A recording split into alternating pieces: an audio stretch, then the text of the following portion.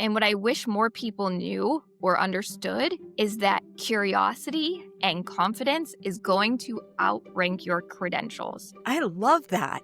It's a perfect way to kick off today's conversation. Welcome to UnCeiling You, the podcast where we unlock what's holding you back so that you can rise into your full potential. I am your host, Dr. Natalie Luke, and whether you're brand new or returning, I'm so glad you're here. We're in season 3, which is all about building community around you because none of us rise alone. In part 1, we focused inward. And now in part 2, we're connecting authentically. We're learning how to build meaningful relationships, ask for help, and create networks that truly support our goals. Today, you'll meet Brianne Rush, founder of the Independence Lab. She helps Gen Z women step confidently from college into their careers. And she's here to show how curiosity, courage, and connection can accelerate your growth faster than any resume ever will.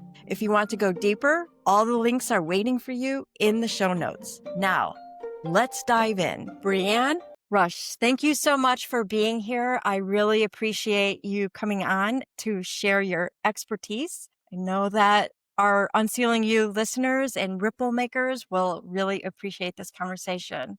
Well, I appreciate you having me on, Natalie. Thank you. You're welcome.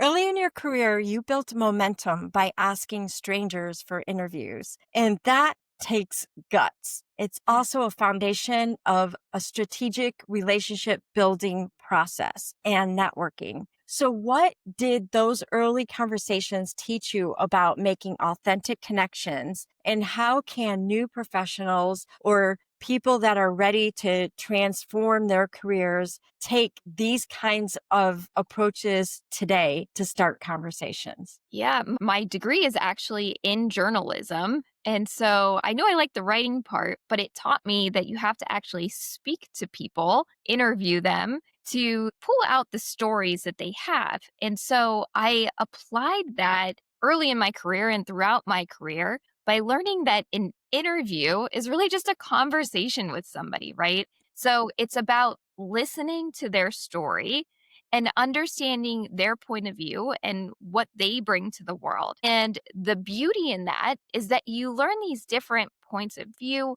You learn these little nuggets, these very valuable lessons that you can apply to yourself. And I used that, of course, in my daily work. But then what I did was apply that across the board when I was trying to move up in my career, when I was changing careers. I would simply just talk to people and listen to what they had to say. Their stories were very inspiring.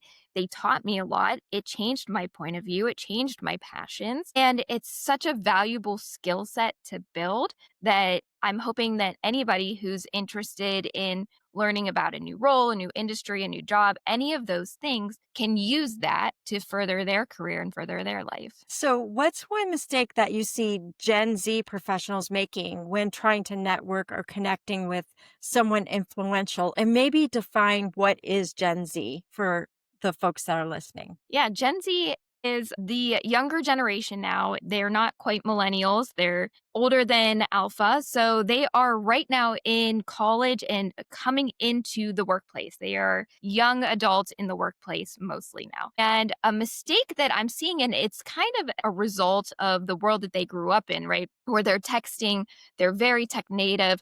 They haven't had to have these face to face conversations that maybe previous generations have had to have. And so I know you only asked for one mistake, but I'm going to give you actually 3. So the first mistake is just not asking for these conversations or interviews in the first place.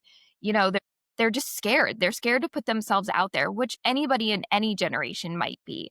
So I don't blame them. But once you get it, get over that hump of asking once or twice, it becomes easier and easier. So mistake number 1 is simply not asking. Mistake number 2 is if somebody agrees to speak to you, you need to prepare. You can't just go in blind. So you should do research on that person who has agreed to speak to you and not waste their time asking questions that you can find the answer to online.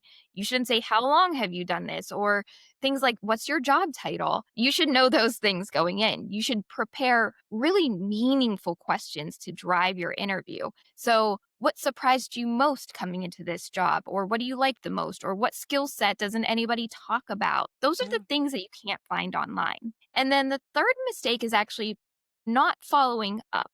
And what I mean by that is, sure, send off a quick thank you. But then a couple weeks later, or when it makes sense, follow up and tell them how your conversation actually helped you. mm, "Oh, I applied this thing that you said today." Or, let them know that they made a difference in your life by explaining that conversation and how it applied to your job search or your mm. job role or whatever it may be. So let them know they really did help. I can imagine if I were in an interview with a Gen Z professional I would really appreciate that they took something away from it and it was of value. Exactly. Fantastic. So we often think we need to prove ourselves before we ask for help or before we step into these conversations. But real growth happens when we're willing to be seen before we're quote unquote ready. Yeah. So, how did asking for help or guidance shape your path? And what advice do you give to someone who's afraid to look unprepared? When I was in New York at what I was considering, my dream place to work, I was in magazine journalism. That's what I wanted to do. I had moved into an editor role at a magazine, but I really knew my potential was probably what's called a managing editor. They manage all of the editors. They're essentially second in command at a magazine, and I knew I could be in that role. So what I did is I asked to speak with the managing editor, come sit down with me, explain what you do. And I asked, can you train me in these things? And that's kind of a bold move. Like, hey, I want to take your job someday. Teach me how to do it. Right. But she was willing and she did. She trained me in the different processes that I needed to know, the responsibilities, how to handle budgets, layouts, all those things that were really her job. And I think it made sense for her because she knew she had other bigger aspirations beyond that. So it wasn't like a huge threat, but it still took guts to go and do that, to ask her to do those things. The advice that I would give is you have to understand that when you ask for help, nobody's going to fixate on that because what's going to happen is you are going to accelerate your learning, your productivity, your, skills and value are going to accelerate so fast. Everybody's going to be thinking about that and how great you are essentially, and they're not ever gonna be like, "Oh, but she asked for help, and that's terrible." Like, Mm. that's not what their mindset is. Their mindset is going to be looking at your growth and how it has outpaced your peers. And that's what I would say, focus on that and focus on how you can add value to the people around you, and that's what they're gonna focus on. So you don't have to be worried or scared about asking for help because the outcome is what's going to be the headline, right? And that's what happened to me. I actually did get that managing editor role within a year, Wow.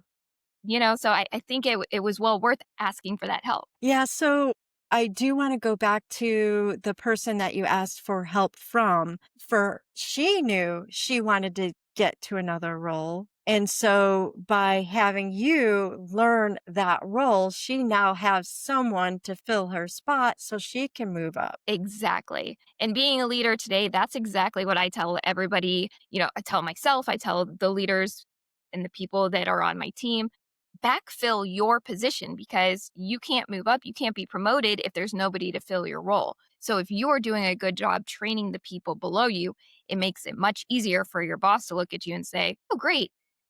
Sally can take your role, so Debbie, you can move up." It's good planning on your part and it is not a threat. Yeah.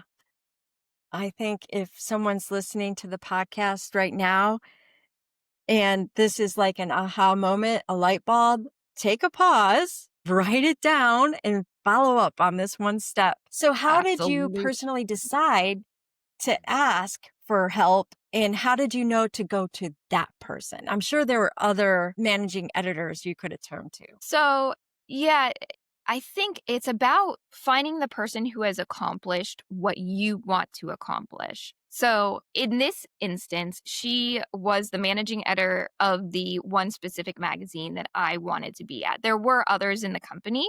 They worked at different magazines that maybe weren't the best fit for me. So, she had accomplished the one thing that I knew this is like the one role, the one thing that I want to do. And she was willing to do it. She was kind. She was helpful in other ways along the way, so it kinda gave me that inkling that she would be okay with that.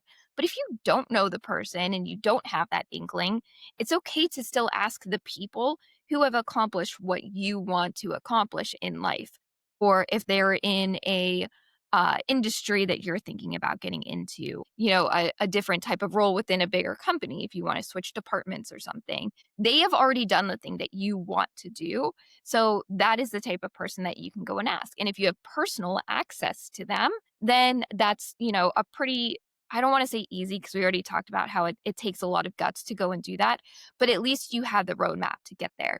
What I do want to note is you can also quote unquote ask for help from people that you don't have a personal connection to. So, what that means to me is throughout my career, I've read so many books, listened to so many podcasts from people who have no idea who I am. So, I think the people who are putting their best work out there and being educational, being helpful, they are doing that to help you and you should take advantage of that even if they have no idea who you are. So, I just want to put that out there. There's that personal route, but then there's also all of this information, out there in educational ways that you can apply as well. So if she would have said no, you would have taken advantage of that other route, I'm guessing. Oh, yeah, and I'm sure that I have in different ways, learning how to be a better editor, a better leader, those types of things, or ask different people, of course, but, there's not just one way, there's always tons of ways that you can ask for the help that you need.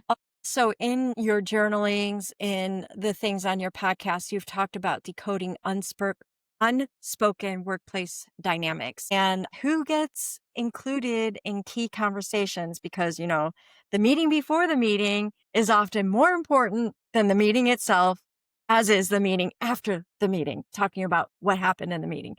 And these are key conversations, and who gets included in those conversations is often about relationships, not Mhm. resumes. What do you wish more Gen Z women and purpose-minded professionals understood about building workplace relationships that lead to growth and opportunity? Yeah, you're exactly right. And what I wish more people knew or understood is that curiosity and confidence is going to outrank your credentials. So you may have a lot of bullet points on your resume, or you may not have enough bullet points on your resume, right? But what's going to matter is when you are in the workplace, showing up, asking questions, putting yourself in the room like you're talking about, finding ways to get into that room and showing that you're willing to learn and take on those challenges. So, to your point, how do you get into those meetings before the meetings or the meetings after the meetings? There's a couple ways. You need to ask, if you want to be involved in a conversation, ask. But sometimes asking isn't enough. So you need to figure out how you can add value. So you need to be asking the right questions. And that might come in the form of, why aren't we doing it this way? Or why haven't we considered this? Putting yourself in a solution oriented mindset and asking the right questions and opening up leadership's minds. That's a really good way to get in there. Another one is to maybe bring ideas to the table. We have this challenge, right? So the company has this challenge. Let's try this. Let's try this solution. What about this referral network? What about this idea? When you bring ideas to the table, not all of them are going to be good, but you're going to be noticed way more than if you're just sitting back and checking off your to do list that you've been told to do. When you bring ideas, people want you at the table. And that doesn't mean that every idea is going to go somewhere. It doesn't mean that every idea is genius, but it just means that you are generating the ideas that will move the company or your team or your project forward.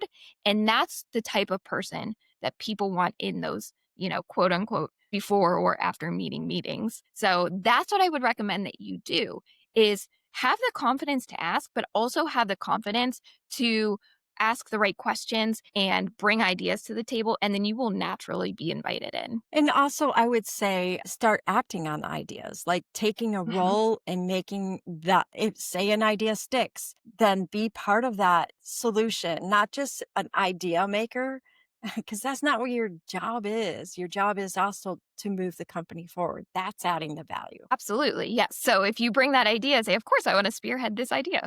Yes. So, can you share a moment when a strong relationship opened a door for you and you used this idea and let me spearhead this? How did it help you?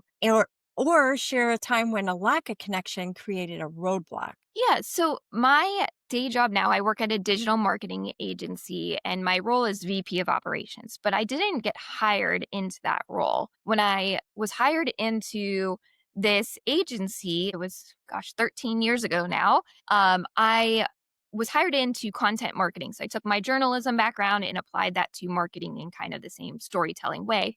And I built up this content marketing department. And I had access to our CEO. And what I was realizing is that he was still kind of working in the business instead of on the business. He would still work on accounts, he would still do sales. And what he really needed was the freedom to be able to work on the business, bring the big ideas, understand what the trends were, how the company needed to change. And he just couldn't do that because he was essentially putting out fires all the time. Mhm. So even though it wasn't my role, I was running this one department, right? So I was in a lane. What I ended up doing was studying him, paying attention to him, empathizing with what he needed, and then providing that. So I would put out fires.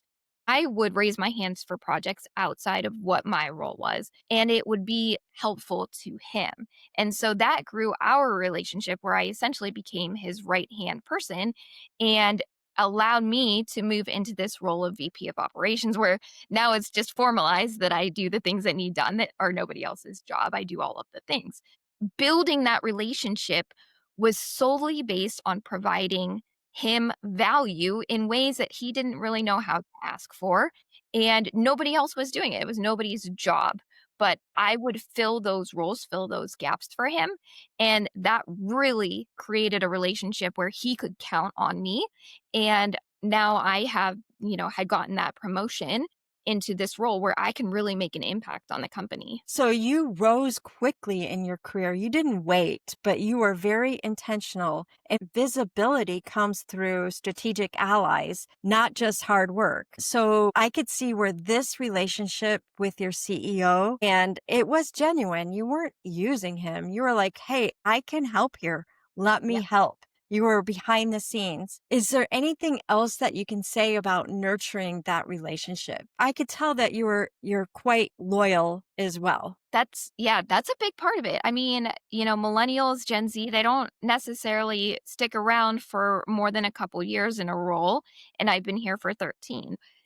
There is a loyalty to it. That's not the only reason. It's a good place to work, and we have made that happen together. Our relationship together made it so that we do care about our employee work-life balance and that the culture is good and people want to come to work there, and I'm learning all the time. So that loyalty goes both ways, I think, on that side is you have to create a workplace where people want to work, but then, when you stay loyal, you get those promotions, you get nobody's micromanaging me. I have that kind of freedom. So there's a lot in that. And I think that's exactly what it takes is building that relationship into, both sides of it. So I was providing value and doing those things, but also maybe like asking the right questions, right? So asking like, "Hey, why are you doing it that way? Maybe we consider doing it this way." So I think both sides of it of being honest also comes into play as well. And that's a really hard pill for a lot of people to swallow who are in leadership. Luckily, that wasn't the case here. And I, being in leadership now, try to welcome that. But you have to play both sides of that and be open, not just somebody giving the value all the time, but you providing that value back. Right. So, looking at this, how can early career professionals start building these types of relationships, even if they're feeling a little bit invisible right now? And I think you've answered it, but maybe just go a little bit deeper. Yeah, I think it's really about starting to empathize with the people around you and what they need. And we think about empathy a lot. When you hear that word, it's like, who is in a worse position than you that you can walk in their shoes and empathize with. But it also applies to just like the people around you in your daily life, your colleagues. And in this case, what we're kind of talking about are your managers, your boss, your CEO, whomever is above you. That person also has challenges, right? So, how can you be the answer to those challenges? How can you recognize them? How can you raise your hand, take on projects for them that would free up their time to work on something bigger or more impactful for the company? And simply understanding what the people around you need will definitely help with that. And then I also want to go back to what we were talking about before with those interviews, those informational interviews. If you're feeling kind of invisible, this is the way to get out of that. It is to ask for those informational interviews, not just when you're job searching, but almost anytime, right? So when you're exploring career options or you're about to graduate from college, of course, do that. But when you want to understand the day to day roles of, say, your boss or your CEO, Mhm. ask them for 15 minutes because what I've been talking about is like, empathize with them. But you can also just ask. You can ask, what are your challenges? And they hopefully will tell you. And then that gives you a head start on how you can help. Yeah, I think that's so powerful. And as time goes on and you learn the industry, you learn people, you kind of get an intuitive sense of what's happening and why things are happening. You're not blindsided as much. Hmm. So many professionals think they need that perfect pitch to connect with others. And you've pretty much said, hey, just show up curious and human. And Yeah. not every idea is going to stick. But what's your go to strategy or script for reaching out to someone you admire but don't know yet? I'll give you a little secret here. Make it all about them. We're only human and we all love to be flattered, right? So if you are going to send a DM or an email, you can make it about them and it is going to probably go further than if you say, I am this. I want this. I need to know this. They're going to say, and so does, a million other people who are job searching. But if you go in there and you say, Dear Sally, I've been following your work and I would love to learn more about your path and what your day to day looks like. If you're open to a 15-minute chat, I can be super flexible to your schedule. I'd love to learn from your experience. Thank you in advance. Either way, your story has already been so impactful on my life. That tiny tinge of flattery is going to go way further than me, me, me. Yeah, it would go very far with me, I will tell you. Me too. That's So, what I've learned. I yeah, think it's you make it about them and it's going to go further. yeah. So, what's one small thing listeners can do today to start building a more supportive professional community? Yeah, something that I've really identified with lately is confidence comes from action. You don't build confidence before you take that first step. And that's so important to understand is confidence comes from action. So, what I would recommend is if you're feeling nervous about reaching out or asking for something like an informational interview, just send a message of thanks or admiration first. Don't even ask for anything. Just kind of take that first part of the script that we just said. Say, hey, I've been watching your career and I just want you to know that you are making an impact on somebody. Thank you. And that's it. Don't ask. Don't take it any further. The first step that you can do to start building that confidence is just to reach out and say thank you to somebody that has kind of inspired you. All right. That should be an easy action right Yep. there. So before we move into the insider group rapid fire questions, and this is for those that have joined Spark, they get to listen to the questions that we have, or it's for the unsealed members. And those are folks that actually get tools in addition to listening. What I would like to do is have you let the listeners know where they can find you, who your ideal group is and what you will do for them. Yeah. So I am Brianne Rush. I'm the founder of the Independence Lab, and there we simply help Gen Z women transition from college to career with confidence. And so we're building a foundation for career, money, mindset, the things that you need when you are first going into that adulthood.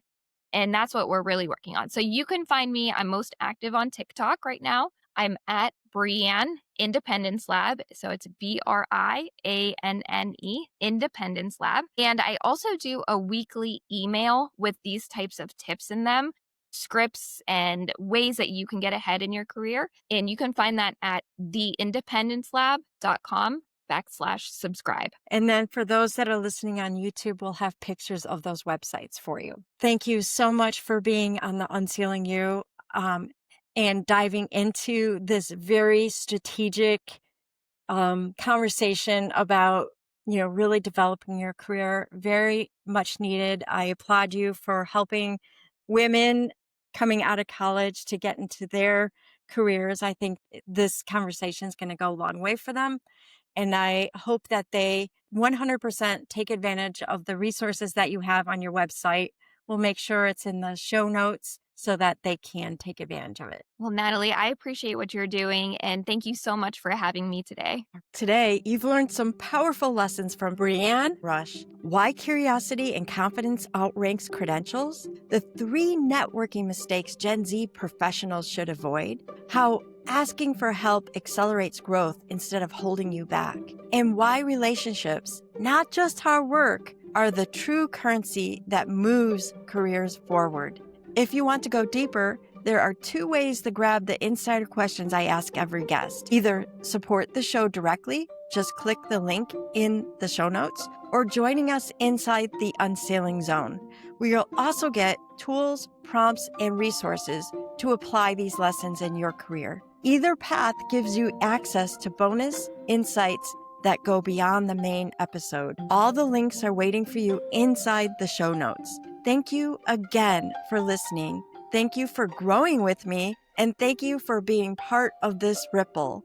Until next time, keep rising.